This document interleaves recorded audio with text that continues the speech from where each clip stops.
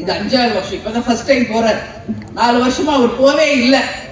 இதுக்குதான் இன்னைக்கு எதிர்கட்சி தலைவர் அண்ணன் எடப்பாடியார் கேள்வி கேட்டிருக்காங்க, இவ்வளவு நாள் போல இப்ப மட்டும் போறீங்கன்னு.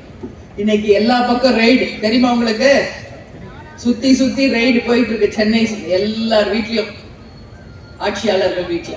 அதனால இன்னைக்கு அனைத்து பேருமே பயந்து, அந்த ரெய்டுகளுக்கு பயந்து இருக்கின்ற ஒரு நிலைமை தமிழ்நாட்டில் இருக்கிற ஆண்டவர்கள், ஆட்சி செய்பவர்கள் அனைவரும் எல்லார் மேலும் ஊழல் நிச்சயமாக நிரூபிக்கப்பட்டிருக்கிறது. கேப்டன் எப்பயுமே சொல்வார்ல, உப்பு தின்னா தண்ணி குடிச்சுதான் ஆகணும், தப்பு பண்ணா தண்டனை அனுபவிச்சுதான் ஆகணும். மக்கள் பணத்தை கொள்ளடிக்கிறவங்க ரொம்ப நாள் நிச்சயம் வாழ முடியாது என்பதற்கு நீதிமானாக இருந்து கேப்டனே அதையெல்லாம் பார்த்துக்கிட்டு தான் இருக்கிறார் என்பது இந்த நேரத்தில் சொல்றேன். இன்னைக்குதான் கனிமொழி போய் நிதி அமைச்சரை பார்த்திருக்காங்க. எதுக்காக பார்த்திருக்காங்கன்னு பார்த்தா, செங்கல் மேல இருக்கிற வரியை குறைக்கணும். அதான் ரொம்ப முக்கியமா.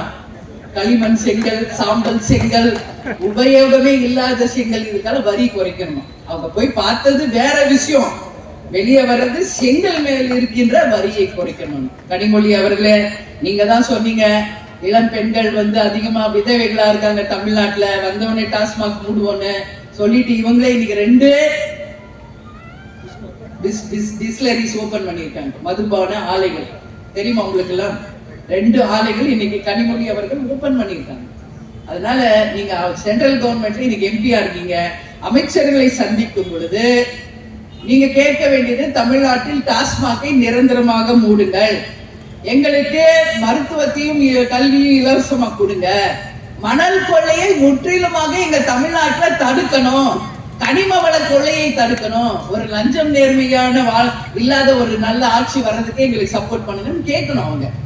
இதெல்லாம் விட்டுட்டு செங்கல் வரிய குறைக்கணும்னு சொல்லி கேட்டிருக்காங்க. இது மிகப்பெரிய ஒரு காமெடியா தான் இன்னைக்கு மக்கள் எல்லாமே பார்த்துட்டு இருக்காங்க. உண்மையான புரிதல் இருக்கணும் கணவன் மனைவிக்குள்ள, ஈகோ இருக்கக்கூடாது, நீ பெருசா நான் பெருசா இருக்கக்கூடாது, புரிதல் இருக்கணும், அண்டர்ஸ்டாண்டிங் இருக்கணும், ஒருத்தருக்கு ஒருத்தர் விட்டு கொடுத்து வாழணும். அதான் வாழ்க்கை.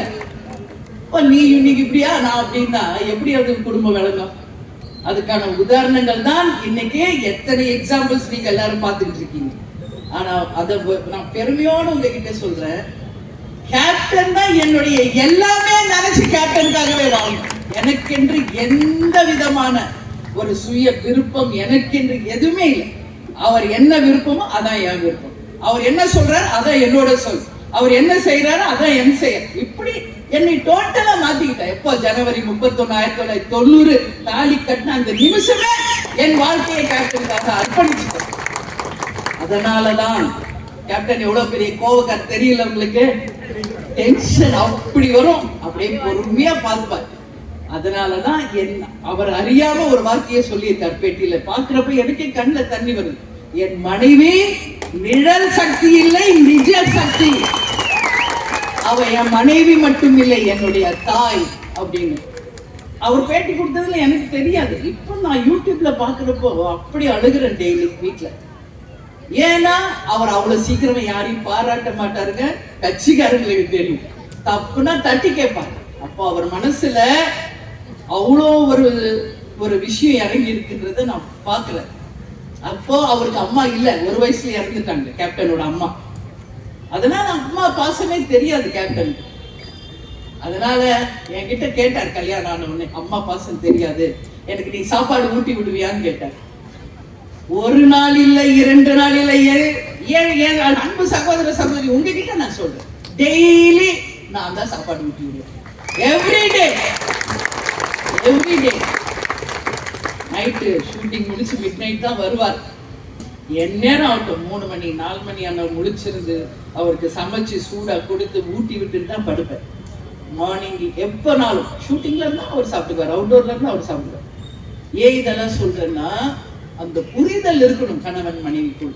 செய்திகளை உடனுக்குடன் தெரிந்து கொள்ள கீழ்கண்ட கேபிள் மற்றும் டிடிஹெச் நெட்வொர்க்குகளில் எம்நாடு செய்தி தொலைக்காட்சியை காணுங்கள்.